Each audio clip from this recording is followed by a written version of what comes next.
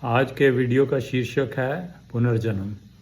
पुनर्जन्म का प्रमाण, विधि, महत्व और इच्छा शक्ति। पुनर्जन्म समझने के लिए हमें पहले ये समझना होगा कि मैं कौन हूँ। क्या मैं ये शरीर हूँ या कुछ और? तो भगवद गीता में ये बताया है कि मैं ये शरीर नहीं हूँ, मैं इसके अंदर रहने वाली जीव आत्मा हूँ। जीव आत्मा जो है वो अमर है, उसकी कभी मृत्यु नहीं होती। जन्म मृत्यु से वो परे है।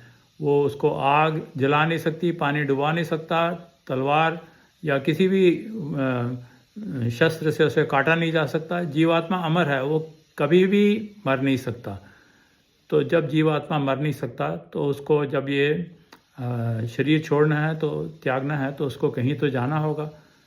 तो ये हमारा जो भौतिक शरीर है, ये है पृथ्वी, जल, अग्नि, वायु, आकाश से बना हुआ। जब मृत्यु का समय आता है तो हम इस शरीर को त्यागते हैं, पर हमारे एक सूक्ष्म शरीर है अंदर, जो मन, बुद्धि और अहंकार का है। ये मन, बुद्धि और अहंकार का शरीर जो है, ये सूक्ष्म शरीर हमारी आत्मा को कवर करता है। इसकी मृत्यु नहीं होती मृत्यु के समय। तो ये शरीर जीव आत्मा को आगे ले जाता है। भगवान श्री कृष्ण कहते हैं कि जैसे बचपन, जीव आत्मा बचपन से जवानी में और बुढ़ापे तक अपना शरीर बदलता रहता है, और ये चेंजेस जो हैं ये विजिबल हैं। वैसे ही जब मृत्यु के समय पे जीव आत्मा एक और शरीर धारण करता है। ये शरीर जो है, ये जैसे मनुष्य जो है वो अपने पुराने कपड़े त्याग कर और नए कपड़े पहनता है, वैसे ही जीवात्मा जैसे ये शरीर बूढ़ा होके मर जाता है या यूजलेस हो जाता है, तो उसको त्याग करके एक नया शरीर धारण करता है। वो उसकी विधि है कि जो सूक्ष्म शरीर है हमारा मन, बुद्धि, अहंकार का, वो जीवात्मा को किसी और वोम में ले जाता है। तो वो किसी भी तरह की वोम हो सकती है। तो वीर्य के माध्यम से वोम में जाके दोबारा शरीर डेवलप होता है। कई महीने तक वो उस वोम के अंदर बंद रहता है, और फिर जब बाहर आता है तो इसको पुनर्जन्म कहते हैं। तो ये शरीर, ये नहीं है कि हमें मनुष्य शरीर ही मिलेगा आगे। मनुष्य शरीर तो बहुत दुर्लभ है। तो भगवान ने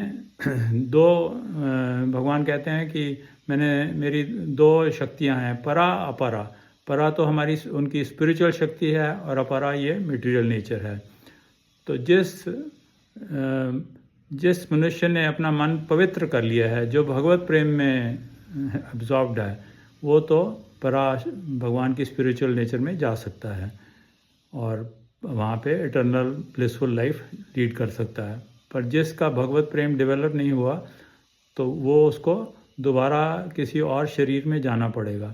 ये तो है नहीं कि जो शरीर है, शरीर तो ख़त्म हो गया, शरीर का तो या तो आग से जला दिया गया, या वो कब्रिस्तान में पड़ा है और वहाँ पे उसको कीड़े मकोड़े खा जाएंगे। और ये तो है नहीं कि एक दिन बस वो जो शरीर खाया गया है और उसका स्केलेटन भी शायद वो भूचाल से टूट फूट गया है, वो उसका सब एक दिन उठ जाएंगे और एक जजमेंट डे होगा, और बस उस दिन सारे स्वर्ग पहुँच जाएंगे या नरक पहुँच जाएंगे। और नरक कोई परमानेंट नरक नहीं होता। जो भी कुछ है सुख या दुख, ये हमारे कर्मों के अनुसार ही है। ये परमानेंट इटर्नल हेल्थ तो कोई पिता अपने बच्चों को नहीं दे सकता, और परम पिता तो बहुत दयालु हैं, वो कर्म के अनुसार ही हमें सुख दुख देते हैं। तो जब हम ये शरीर त्यागेंगे, अगर हमारा भगवद गीता में बताया है कि जिसका मन जो है वो सतोगुण में है, वो तो स्वर्ग में जाएंगे शरीर त्यागने के बाद। जो रजोगुण में है वो इन अर्थली प्लैनेट्स में जाएंगे, और जिनका मन जो है वो तमोगुण में एब्जॉर्ब्ड है, उनका अंधकार है उनके मन में, वो अगले जन्म में पशु योनि में जाएंगे। तो इन सब में इच्छा शक्ति बहुत महत्व है। हमारी जैसी जैसी इच्छाएं होंगी वैसा ही होगा। हम भगवान ने तो हमें प्रेम के लिए बनाया है, तो प्रेम, जिसका हृदय में भगवत प्रेम है, वो तो भगवान के साथ ही रहेगा।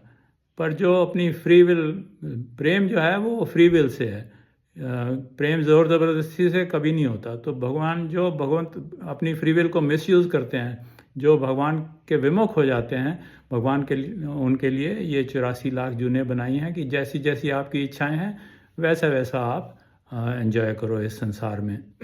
84 लाख जूनियों में ये मनुष्य जोनी संसार में 4 लाख हैं, और जानवर हैं 30 लाख, और पंछी हैं 10 लाख, कीड़े मकोड़े रेप्टाइल्स 11 लाख, और जल में रहने वाले मछली एट्सेट्रा वो 9 लाख, और पेड़ पौधे 20 लाख हैं। तो ये 84 लाख दुनिया इस तरह हैं। ये भगवान ने, क्योंकि हर जीवात्मा सबकी अलग अलग इच्छाएं हैं, तो जैसे जैसा इच्छाएं हैं वैसे वैसा भगवान शरीर देते हैं। जिसकी जो मनुष्य शरीर त्याग ने अपनी इच्छाएं में, जैसे मांस खाते हैं लोग, और जिनकी इच्छा मांस खाने की है, तो भगवान फिर हमें मनुष्य जन्म की ज़रूरत ही क्या है। मांस खाने के लिए तो शेर के या भेड़िए के वैसे दांत और क्लॉज होने चाहिए ताकि आप मांस खा सको। तो भगवान बड़े दयालु कृपालु हैं, जैसी जैसी इच्छा होगी वैसा वैसा ही शरीर मिलेगा। जो दूसरों का खून चूसते हैं उनको मनुष्य जन्म का क्या ज़रूरत है, वो मच्छर बन जाएंगे, कुछ भी बन सकते हैं। जो गड़े सड़े मुर्दे खाते हैं वो गिद्ध बन सकते हैं। तो ये मनुष्य जन्म जो है ये तो बहुत ही दुर्लभ है। तो इस जन्म में ये हमें जो मनुष्य जन्म मिला है ये बारंबार नहीं मिलता। तो इस जन्म में हमें अच्छी इच्छाएं कल्टीवेट करनी चाहिए, और सबसे महत्वपूर्ण है कि हमें भगवत प्रेम कल्टीवेट करना चाहिए ताकि हम इस जन्म मृत्यु के चक्र से बाहर निकल सकें। गंदी इच्छाएं कल्टीवेट करने से, दूसरों को दुख देने से तो हमारा पतन ही होगा और हम जानवरों की नीचे की योनियों में जा सकते हैं। तो इसका पुनर्जन्म का बहुत महत्व है। पुनर्जन्म जो है हिंदू फिलॉसफी की एक नींव है, एक बहुत महत्वपूर्ण पार्ट है, और इसका पुनर्जन्म का महत्व समझना चाहिए। गोविंद दास अपने एक भजन में कहते हैं, दुर्लभ मानव जन्म सत्संगे तरोहो ये भव सिंधु रे, कि ये जो मनुष्य जन्म है ये बहुत दुर्लभ है, इसलिए सत्संग करो और साधु संगों की थॉट्स इम्बाइब करो, और इस दुर्लभ मानव जन्म सत्संगे तरो हुए भव सिंधु, ये भव सागर जो है, ये जन्म मृत्यु का सागर जो है, इसको पार कर सको। इस तरह ही शंकराचार्य जी जो हैं उन्होंने भी ये कुछ श्लोक गाए हैं। पुनरपि जननम पुनरपि मरणम पुनरपि जननी जठरेशनम, हे संसारे बहुदुस्तारे कृपया पारे पाहि मुरारे, भज गोविंदम गोविंदम भज मूढ़मते। शंकराचार्य जी कहते हैं पुनरपि जननम पुनरपि मरणम, दोबारा जन्म और दोबारा मृत्यु, और दोबारा किसी फीमेल वोम में जाके दोबारा कितने महीने बंद रह के फिर बाहर आना, ये जो जन्म मृत्यु का चक्कर है इससे बाहर निकलना बहुत ही कठिन है। ये तो भगवान, हे कृष्ण भगवान मुझ पे कृपा करो और मुझे इस जन्म मृत्यु के चक्कर से बाहर निकाल सको। भज गोविंदम भज गोविंदम। इस तरह ही फिर शंकराचार्य जी कहते हैं, सत्संगत्वे निस्संगत्वं निस्संगत्वे निर्मोहत्वं निर्मोहत्वे निश्चलतत्वं निश्चलतत्वे जीवन मुक्ति, भज गोविंदम भज गोविंदम। शंकराचार्य जी कहते हैं सत्संगत्वे निस्संगत्वम, सत्संग करने से हम ये हमारी जो अटैचमेंट्स हैं उससे हम फ्री हो जाएंगे।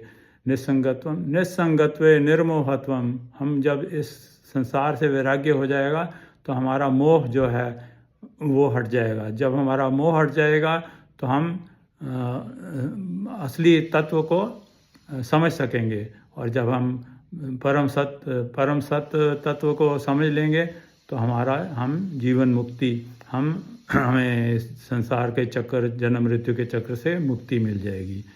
तो हमें इसलिए कृष्णा भक्ति करनी चाहिए। कृष्णा भक्ति करने से ही हम इस जन्म मृत्यु के चक्कर से निकलकर और प्रेम की दुनिया में जा सकते हैं, जहाँ हमें कृष्ण भगवान के साथ हम प्रेम का जीवन, परमानेंट जीवन व्यतीत कर सकते हैं। Thank you for listening. Hare Krishna, Hari बोल।